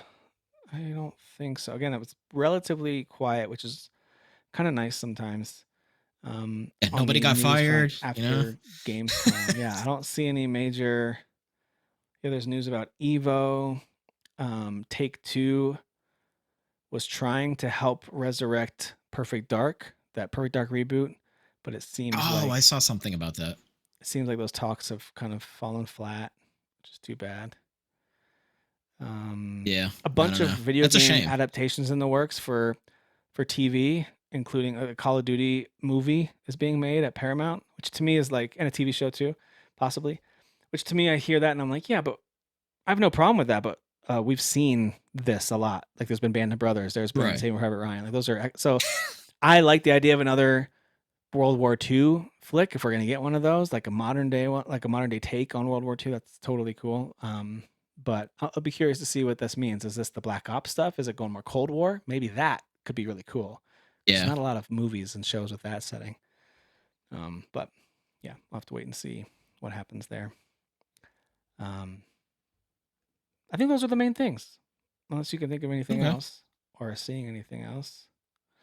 I actually All didn't right. even watch all of the 007 thing, so I watched a good chunk of it, but not all of it. Okay. Well, I'll bring it up to have it on the background as we get ready to wrap up this episode here in the next few minutes. So, this was the state of play that aired this week, and I thought it was cool that Sony put a third-party game in the spotlight like this. Like this game's going to hit Xbox and Yeah. Switch and PC, but they just decided to spotlight this. It's probably a great feature for them too, because if you're going to get it on console, it's probably going to be a PS5 purchase for a lot of people. If that's where Mm. if you want to play it on a high-end console. So yeah, I'm with you, Dan. I didn't get to watch all of this either, but I will say, as a huge Hitman fan, my expectations for this are definitely unrealistic. So I've seen a few clips, and I'm getting some Hitman slash Uncharted vibes from a lot of Sure. this. And here I'll try to fast forward a little bit Yeah. to some of the driving that you get to do. But I Yeah. mean, those are How the he two games that came to interacts mind for me. with the environment and like the people in the environment, like definitely reminded me of Hitman for sure. Yeah. Um, and then presentation wise, like this right here, even just driving to the place where they're going and the conversation happening in the car, yeah, definitely Yep. like Uncharted vibes for sure. Yeah, this makes me think of a Hitman game. Obviously, you're walking way faster than Yep, 47 would ever walk. He's much cooler. He walks sure. way slower. Um, but but like some of the dialogue reminded me a little bit of a Naughty Dog game, some of the Uncharted stuff. Not that Hitman didn't have that, just the presentation quality feels really elevated to me, which is so cool. I feel like these guys Yeah. love the 007 IP and they're treating it with Mm. care, which I think is awesome. We've talked about that before, right? When someone adapts something, you can tell when they love it and it makes you enjoy it that much more, you Well, know? like Insomniac Spider-Man, for example. Dude, of course. Yeah.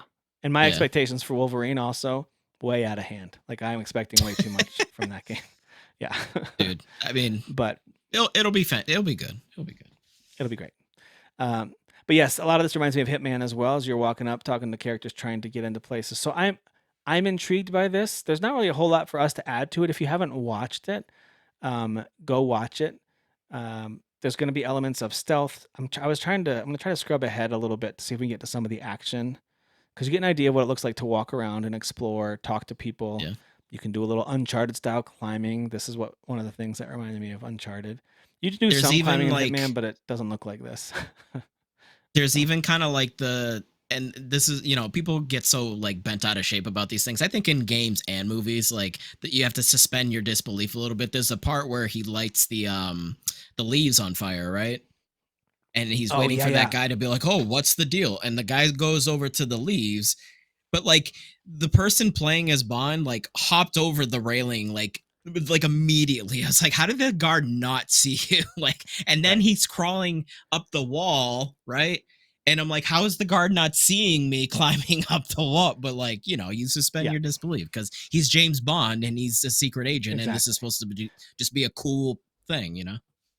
Like when he's climbing on this ivy out here, apparently nobody's eyes can go above Yeah, 10 feet off the ground. You know what right. I mean? Like no Like one can there's look a up woman that and pops see up in him. the corner, Look, right here. Like, how look, is she not seeing yeah, him? of course, they would all see him. But that's part of, and even the guards right below him, like Yeah. everyone would see him. But that's Yes. video games be video gaming.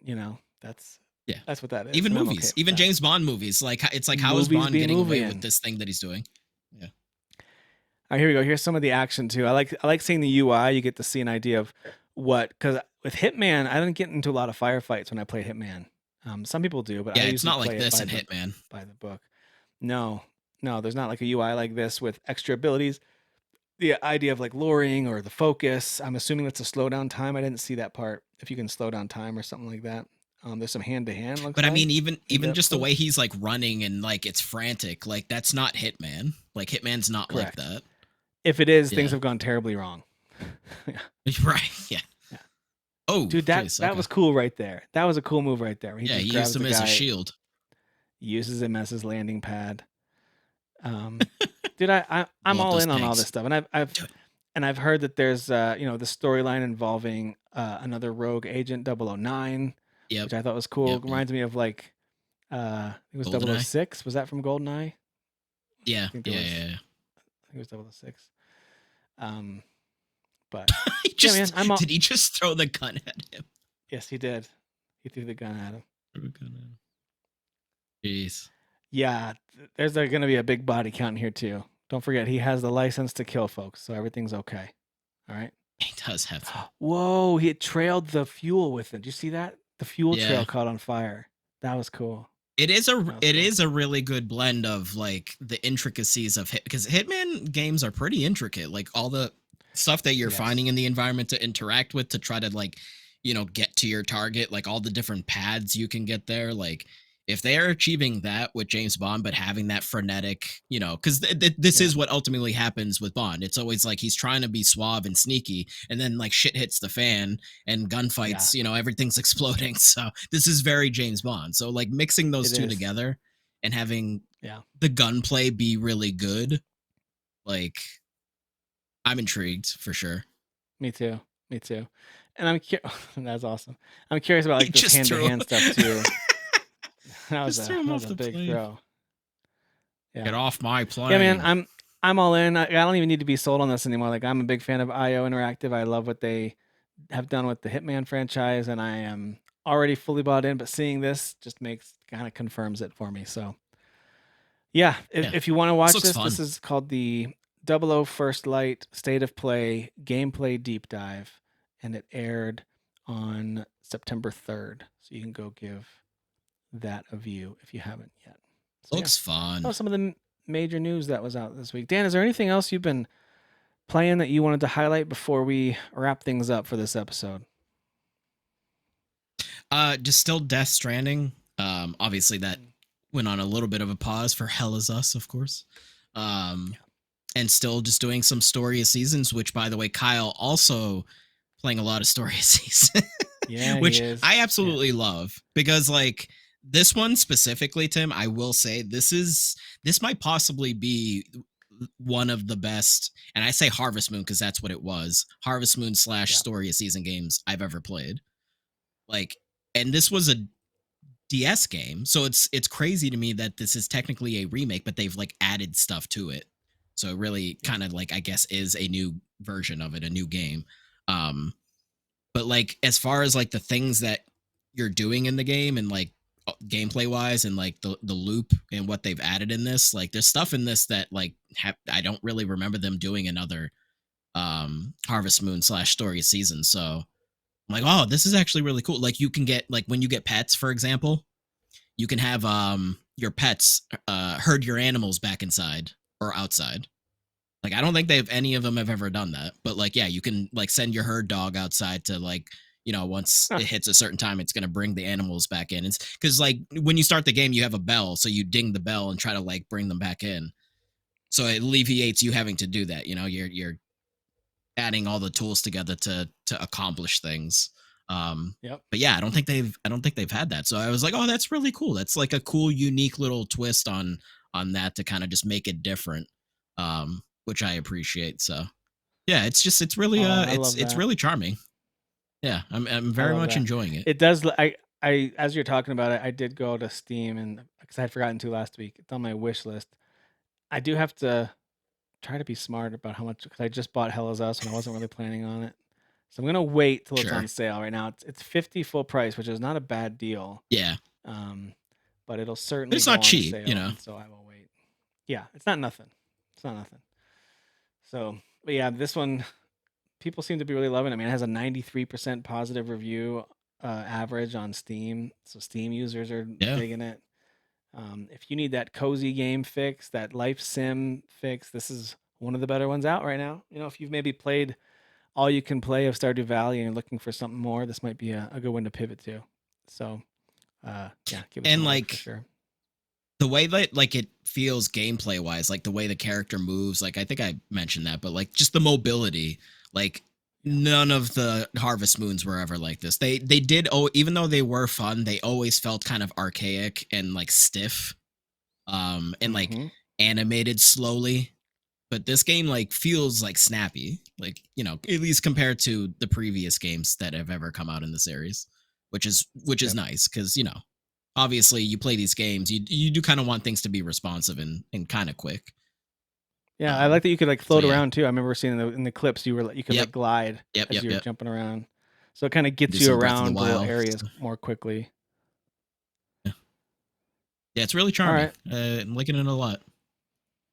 Nice. And I know Kyle, you're right. Kyle is playing that one as well. He's in his cozy game phase and I'm here for it. I love it.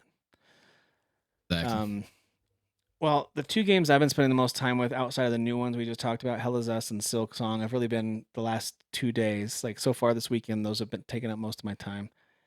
But the rest of this week, and even a little bit today, actually, I've been playing more Shinobi, The Art of Vengeance. That game rules. Mm, I do like it better than Ninja Gaiden Ragebound. And I finished that game. I like that game a lot. It's really, really good. I just think this one's better. It's got something, everything from the visuals to the way the combat feels, the options in combat, the powers. Like, I just like it better. Not because yeah. Ninja Gaiden Ragebound is bad. It's just this one, oh, yeah, this hits all the right notes for me. So I really like it. It does get challenging, and there's plenty of optional challenging stuff that can get even harder. But some of the regular, like, mainline bosses, I'm like, all right, okay, this is not the easiest. That's okay. So it does I get need you to calm challenging. down. Yeah. Yeah, I'm gonna need you to chill out a little bit. But you do get some cool powers as you go. The storyline takes some really cool little turns here and there. So I'm really digging it, man. Shinobi is a really excellent game, and you can always go back and revisit stuff because just like we talked about before with the Metrovania effect, there's plenty of stuff that you can't do or get to until you get a certain power. Then you're going to want to go back. Hmm. and unlock the stuff that you missed. So, and it gives you percentages. It does a good job in each level of telling you like, here's how many of the collectibles you're still missing. Here's the percentage overall of completing, this area. So yeah, Shinobi is Um, excellent. Yeah. isn't the main character like Doom Guy too? Like he barely talks. Here's his dialogue. Ready? He goes like this. Mm. Like that's Yeah. pretty much. Okay. Because That's I pretty was much all watching it is. Fox plays. He played it, and I think he platinumed it. Could be. I'm pretty sure he did. Because that's just what he does. He's insane. Um, and yeah, I think I Yeah. literally only heard the main guy like speak one word. I was like, oh, okay, so you're Doom I Guy. mean, All anyone right. can say anything to him. Either it's his family saying loving things to him, and he's like, or it's like a bad guy taunting him about how he let down his whole village. He's like, So it's Like a great. longer grunt. Jo- yeah, basically an angrier grunt. It's Joe Musashi. That's the lead character's name, and Sure. he's awesome, dude. He's a great hero with very little to say. He's just going to destroy you and your whole army. So, and the settings have been really cool. The different levels you can go to have been just visually really awesome. So yeah, I like it a lot. It reminds me a lot of Prince of Persia: The Lost Crown. I get a lot of similar Hmm. vibes from that in terms of the powers and the way you can dodge and dash around and explore, and the way you can unlock new moves to explore and platform in additional ways. So yeah, reminds me a lot of that one, and it has that same smoothness to the combat too, and the challenge. That game is not easy either. So this has that similar Yeah. challenge to some effect. So yeah, highly recommend Shinobi. And the last one I'll mention because I've spent a good chunk of time with it earlier this week, at least. I wanted to try out the new update for No Man's Sky. I wanted to try out Oh. Voyagers. Okay.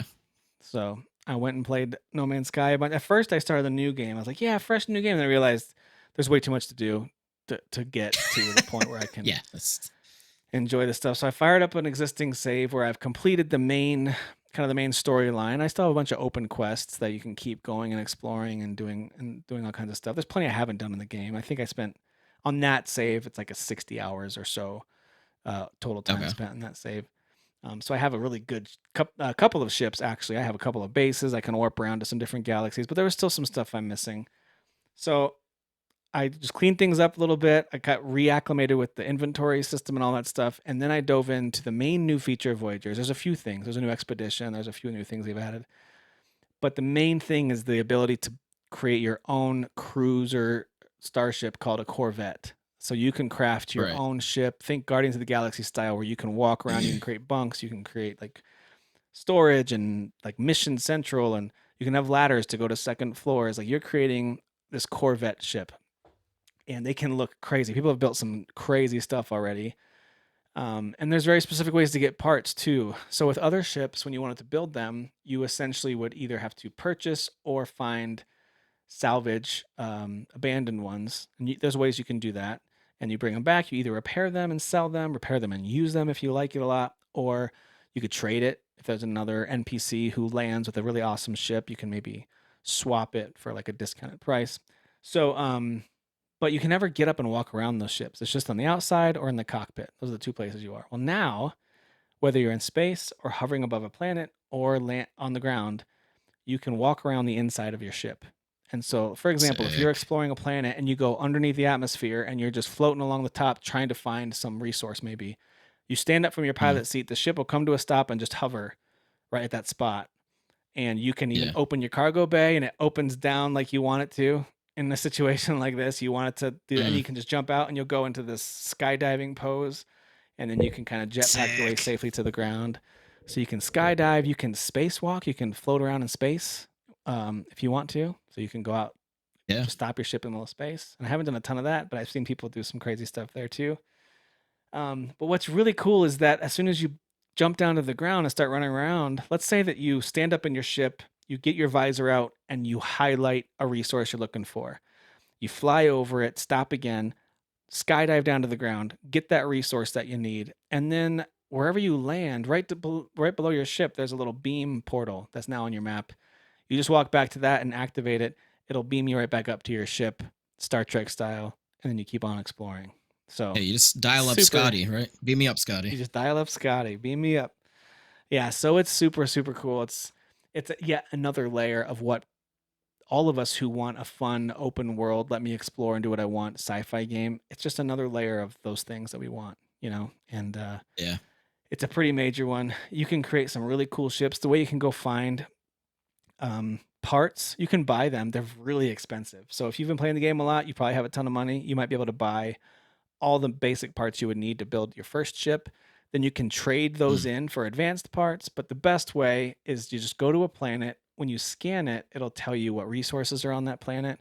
Now there's a new resource type called salvageable parts. And so you just have to go down to that planet that has a salvageable parts. You scan around. Mm. I just built a basic crappy Corvette ship to start with so I could do my little skydiving method. Yeah. Uh, and then I started collecting crazy good parts. And they just put out a patch to help with storage because you will get so many Corvette ship parts. And there's so many because it's a Uh, lot of basic parts. There's a lot of different cockpits and habitat areas and yeah. add-ons and pieces, like everything from antennas and ventilation systems and all these things that you can add on as visual effects on Jeez. the outside of your ship. And then tons of armor shapes. So if you want to, like whatever shape you want to build. So it's almost, it's really overwhelming. You fill up your inventory real fast. Thankfully, Yeah. they, right beside the spot where you build it in all the space stations, they added essentially this big inventory dump where you can put all your parts in there, and then you can use that Okay. to build from, which is nice. That was needed. Yeah, that's smart. So yeah, and you can sell. By the way, if you want to make money, build it and then sell the ship, or just sell the parts. The parts are worth a ton, so you can just go sell the parts if you want. If you're looking for a way to make money, you can still, even if you don't care about building those ships, you can do that. But yeah, man, really, Yeah. really cool extra added piece. And even little things like you pick on the ship, it'll snap to place. You can't put things anywhere you want. Um, Yeah. but you can put like different guns and rockets and plasma beams, whatever, on your ship. And when you actually use them out in combat in space, it shoots from there. So wherever you've placed it, the game does a good job of like, it doesn't Mm. mysteriously, like when you're in third person, you'll actually see the guns you've installed kind of turn and aim and shoot as you're, fighting. That's So rad. it's just got this nice little extra layer of feeling like I built that. That's my ship, So Yeah. yeah, This. loving Man. No Man's Sky. Like I literally rebought the game like when we first started talking about these big like oh they're doing these big updates like we should hop Mm-hmm. back in. And I was like yeah you know what I should because like I realized I had sold my original copy of it. And I was like I do want to jump back and I still haven't but like I want to because Yeah. I'm very intrigued, very Yeah. intrigued. I mean, they even have, and I haven't done much of this, but you can run full settlements with NPCs who give you missions, and you need to upgrade your buildings, and Yeah. you can make them really tough. You can be on really like aggressive planets where you have to fend off enemies a lot, or it can be super peaceful, like on a paradise planet. Make it really simple. If you want to just build and play around and explore with none of these survival elements, just go to creative mode. Nothing costs anything, and you can't really take damage. So uh you can just explore space and build anything you want at any point without any cost. So like some people like that, like Minecraft style creative mode. People like doing that sometimes too. yeah. So Yeah. that was a smart addition. So yeah, man, it's really No Man's Sky continues to be the game that just won't quit. It went from being a pretty middling, like pretty good but not quite there game to now being like I think it's got to be one of the best space games ever made. I'm convinced Yeah, it of it. went from It's everyone's mad to everyone's like, all right, I'll give this a yeah, try. yeah, it's really really good. So but I think that does it for us this week. Dan, thanks for joining for this. Hang on, let me bring it up for Yeah, this for yeah, my hands this are getting cold tip. All right, here we go. fireside Here chat. we go.